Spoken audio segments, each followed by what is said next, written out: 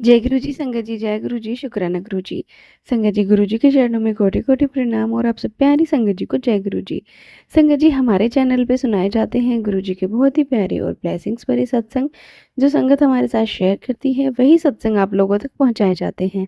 संगत जी, हमारे चैनल के सत्संग बहुत ही छोटे और ब्लेसिंग्स भरे होते हैं, जिसे आप पूरा सुन सकते हैं और गुरु जी के ब्लेसिंग्स पा सकते हैं।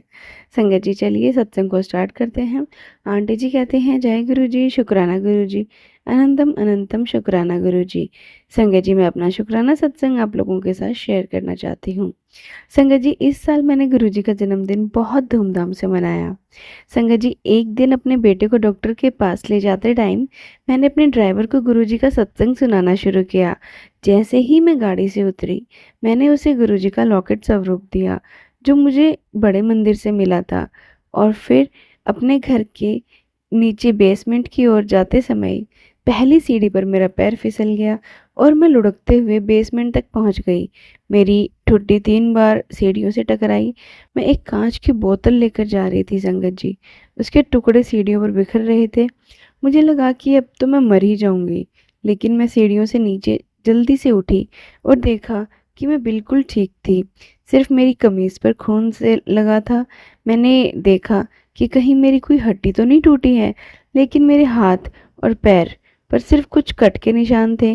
गुरुजी की कृपा ने मुझे बचा लिया। मुझे तुरंत एहसास हुआ कि गुरुजी ने मेरे कुछ बहुत बड़े पूरे कर्म काटे हैं। आज तक मुझे इस बात पर आश्चर्य होता है कि मैं बिना किसी चोट के कैसे पूरी तरह से ठीक हूँ। इस साल गुरुजी ने फिर से मेरे पैरों की मदद की है। एक शाम में मैं काम में बिजी थी। लगभग 7:30 बज रहे होंगे। बड़े मंदिर पहुंचना था और मेरी कार के लिए पार्किंग उपलब्ध नहीं थी। मेरे घुटनों में बहुत तेज दर्द हो रहा था, फिर भी मैं उतर गई। मैं जय गुरु जी का जाप करती रही और चलने लगी। 3 मिनट बाद मेरा ड्राइवर मेरे पीछे आया और बताया कि उसने कार को मंदिर में जाने की परमिशन ले ली है, लेकिन मंदिर के अंदर मेरे घुटने का दर्द और बढ़ गया।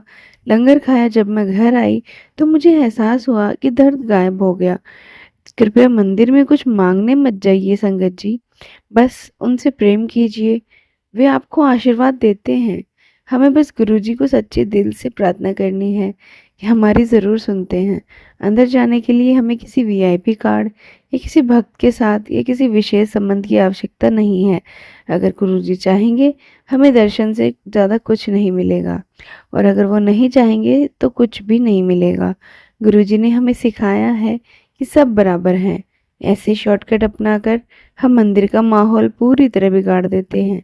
गुरुजी हमें देख रहे होते हैं और जानते हैं कि हम कब नियम तोड़ रहे हैं। सेवादारों से बहस करने की भी कोई ज़रूरत नहीं है। हम गुरुजी को नाराज़ कर देते हैं। जब मैं ये सत्संग लिख रही हूँ, तब भी वे हर पल मुझे आशीर्वाद दे रहे हैं। मुझे पता है कि वो मुझे देख रहे हैं, मुस्कुरा रहे हैं। मैं आपसे बहुत प्यार करती हूँ गुरुजी, आपकी बहुत याद आती है। जय गुरु जी, शुक्राना गुरु जी। सब पर अपनी कृपा बरसाए रखना गुरु जी। सबको ऐसे ही ब्लेसिंग्स देते रहना। अपने शुक्राने सत्संग को यहीं विराम देती हूँ, गुरु जी के मंत्र जाप के साथ। ओम नमः शिवाय। शिव जी सदा सहाय। ओम नमः शिवाय। गुरु जी सदा सहाय। संगत जी, एक और सत्संग आपके साथ शेयर करते हैं, जो एक आंटी जी का है। आंटी जी कहते हैं, जय गुरु जी, शुक्राना गुरु जी, अनंतम अनंतम शुक्राना गुरु जी महाराज। संगत जी, गुरु जी से मैं बहुत टाइम से जुड़ी हूँ, 90s के टाइम से जुड़ी हूँ संगत जी। मैं गुरु जी से जुड़े हुए मुझे बहुत टाइम हो चुका। संगत जी, 2004 में मैं गुरु जी के आश्रम गई थी। वहाँ एक हॉल था जिसमें गुरु जी के बड़े बड़े फोटो थे। गुरु जी अपने सिंहासन पर बैठे थे। मैं गई और उनके चरण कमलों को छूकर दीवार से सटकर बैठ गई। चारों ओर देखने लगी। जब भी मैं गुरुजी की ओर देखती, मुझे लगता कि वो मुझे ही देख रहे हैं। मैंने अपनी आंखें बंद कर ली और उनके मधुर भजन सुनने लगी। 1-2 बार मैंने आंखें खोलने की कोशिश की, लेकिन मैं असमर्थ महसूस कर रही थी। अचानक मुझे कुछ बहुत अजीब सा फील हुआ। मुझे गुलाबों की खुशबू आई। ये ताज़ा गुलाबों की खुशबू थी। मैंने अचानक अपनी आंखें खोली और गुलाब ढूंढने लगी, लेकिन गुलाबों के अलावा कोई कृत्रिम गुलाबों के अलावा वहाँ कुछ भी नहीं था। मैंने गुरुजी की ओर देखा। वो मुझे देख रहे थे। उन्होंने कहा, who this practical I can see. मुझे बताओ, क्या तुम बता सकती हो कि तुमने अभी क्या अनुभव किया है? और मैं नहीं बता सकती। मैं जानती थी कि जिन उनके तरीकों पर सवाल नहीं उठाना चाहिए। मुझे गुरुजी के पास ले जाया गया क्योंकि डॉक्टरों ने मेरे ब्रेन में ट्यूमर बताया था। अगर यह बढ़ गया तो मैं अपनी दृष्टि खो सकती थी। मैं कई दवाइयाँ ले रही थी। दिन में 3 ब्रोमोकॉप्टेन दवाइयों के बावजूद ट्यूमर बढ़ता जा रहा था और अक्टूबर 2004 में मेरा ऑपरेशन हुआ। सर्जरी से पहले मैं गुरुजी का आशीर्वाद लेने गई थी।